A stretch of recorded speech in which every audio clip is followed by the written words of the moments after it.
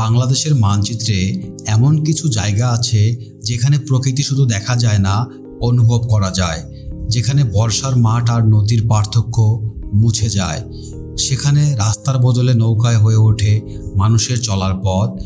যেখানে আকাশ এত বড় মনে হয় যেন দিগন্তর শেষ নেই, সেই ভূখণ্ডের নাম সুনামগঞ্জ। সিলেট বিভাগের উত্তর পূর্বাঞ্চলের এই জেলা পরিচিত তার বিস্তীর্ণ হাওর, নদী, পাহাড় আর অনন্য জলভূমির জন্য। কিন্তু সুনামগঞ্জকে শুধু একটি পর্যটনের গন্তব্য হিসেবে দেখলে এর আসল গল্পটি দেখা হয় না, কারণ এখানে প্রকৃতির সঙ্গে মানুষের সম্পর্ক বহু পুরনো। এই গল্প সেই সম্পর্কের। সুনামগঞ্জের প্রকৃতি বুঝতে হলে প্রথমে বুঝতে হবে হাওর কি। হাওর হলো বিশাল বাটির মতো নিচু জলভূমি, যেখানে বর্ষার পানি জমে তৈরি হয় বিশাল জলরাশি। বর্ষার সেই হাওর হয়ে ওঠে সমুদ্রের মতো বিস্তৃত, কিন্তু শুষ্ক মৌসুমে একই জায়গায় চেহারা বদলে যায়। পানি সরে যায়, জেগে ওঠে মাটি, আর সেই মাটির শুরু হয় কৃষিকাজ। এই ঋতুভিত্তিক পরিবর্তন সুনামগঞ্জের জীবনের অন্যতম বৈশিষ্ট্য।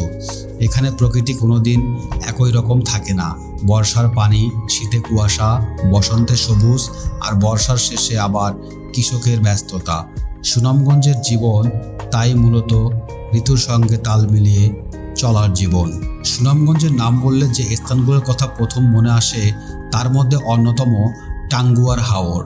বাংলাদেশের অন্যতম গুরুত্বপূর্ণ মিঠা পানির জলভূমি এই হাওর। বর্ষাকালে এর বিশাল জলরাশি চোখের সামনে এক অন্য পৃথিবী তৈরি করে। দূরে পাহাড়ের রেখা, সামনে পানি, আর মাঝখানে ছোট্ট একটি নৌকা।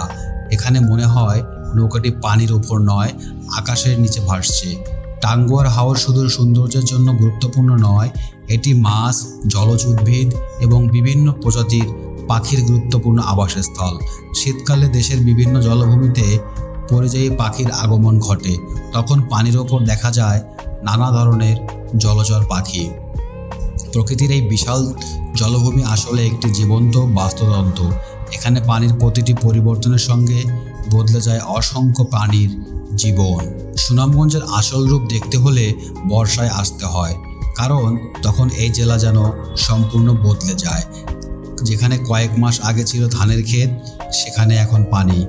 যেখানে ছিল গ্রামের রাস্তা, সেখানে এখন নৌকার পথ। একটি বাড়ি থেকে আরেকটি বাড়িতে যেতে অনেক সময় নৌকায় হয়ে ওঠে প্রধান মাধ্যম। শিশুরা নৌকায় স্কুলে যায়, কৃষক নৌকায় চলাচল করে, জেলেরা নৌকা নিয়ে বেরিয়ে পড়েন মাছ ধরতে। বর্ষা এখানে শুধু একটি ঋতু নয়, এটি মানুষের জীবনযাত্রার একটি গুরুত্বপূর্ণ অংশ। তবে এই পানির সঙ্গে আছে ঝুঁকিও। অতিরিক্ত বৃষ্টি, আকস্মিক বন্যা এবং পাহাড়ি ঢলের কারণে হাওর অঞ্চলের মানুষকে অনেক সময় কঠিন পরিস্থিতির মুখোমুখি হতে হয়। তবুও মানুষ এই জলভূমির সঙ্গে মানিয়ে নিয়েছে, কারণ সুনামগঞ্জের মানুষ জানে পানিকে থামানো যায় না, পানির সঙ্গে চলতে হলে। সুনামগঞ্জের আরেকটি বিষয় জাদুকাটা নদী। নদীর এক পাশে বাংলাদেশের পাহাড়ি ভূপ্রকৃতি, অন্যদিকে নদীর বিস্তীর্ণ জলরাশি।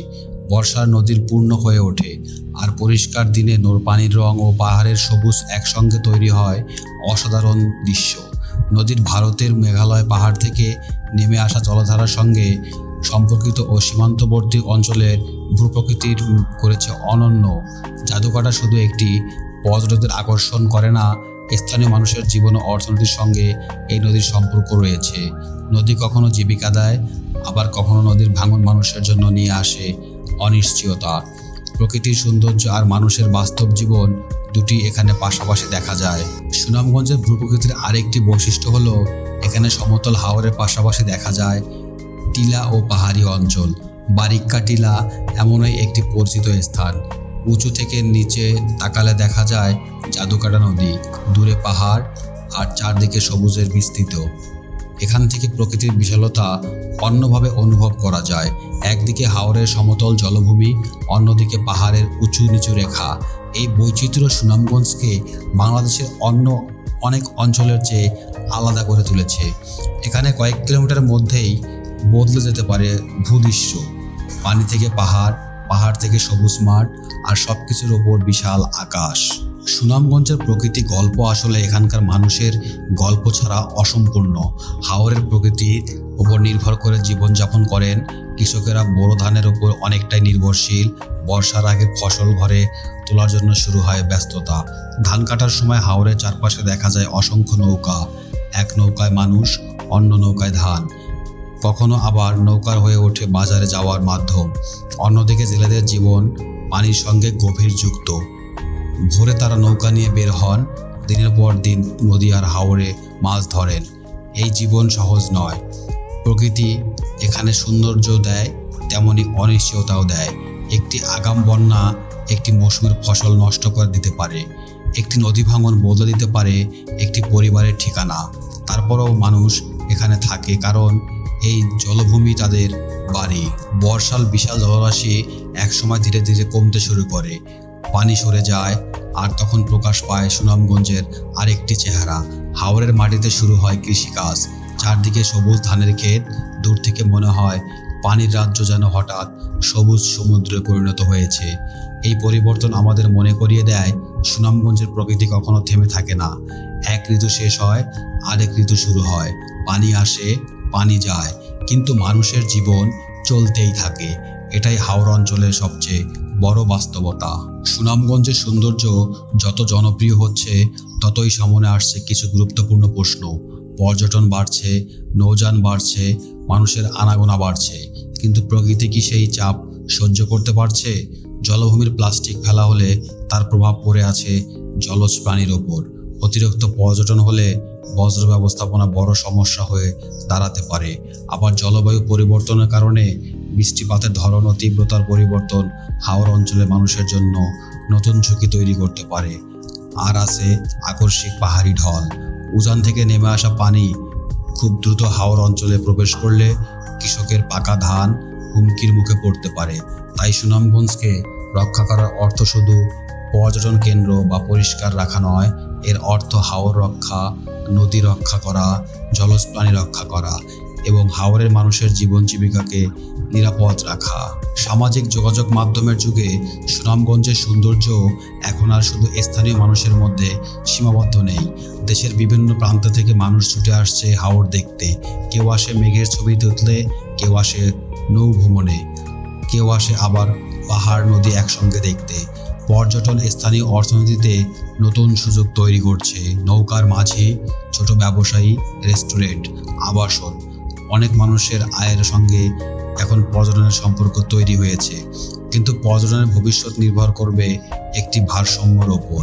প্রকৃতি যেন ক্ষতিগ্রস্ত না হয়, স্থানীয় মানুষ যেন ন্যায্য সুবিধা পান, আর পর্যটকরা যেন এই অঞ্চলের সংস্কৃতি ও পরিবেশকে সম্মান করেন।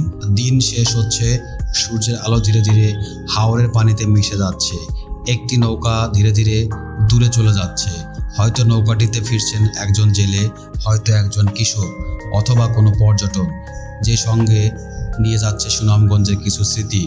কিন্তু সুনামগঞ্জের আসল সৌন্দর্য কোনো ছবিতে পুরোপুরি ধরা যায় না, কারণ এটি শুধু একটি দৃশ্য নয়, এটি একটি জীবন ধারণ। এটি পানির সঙ্গে মানুষের সহাবস্থান, এটি মানুষের অপেক্ষা। জেলের ভোর, নৌকায় মাঝির গান, বর্ষার বৃষ্টি, শীতের কুয়াশা, পাহাড় থেকে নেমে আসা নদী, আর দিগন্ত জোড়া হাওর। সুনামগঞ্জ আমাদের একটি কথা মনে করিয়ে দেয়, প্রকৃতি কখনো মানুষের নিয়ন্ত্রণে থাকে না, বরং মানুষের প্রকৃতির সঙ্গে মানিয়ে নিতে হয়। হাওরের যখন মানুষ আসে, মানুষ নৌকা চালায়।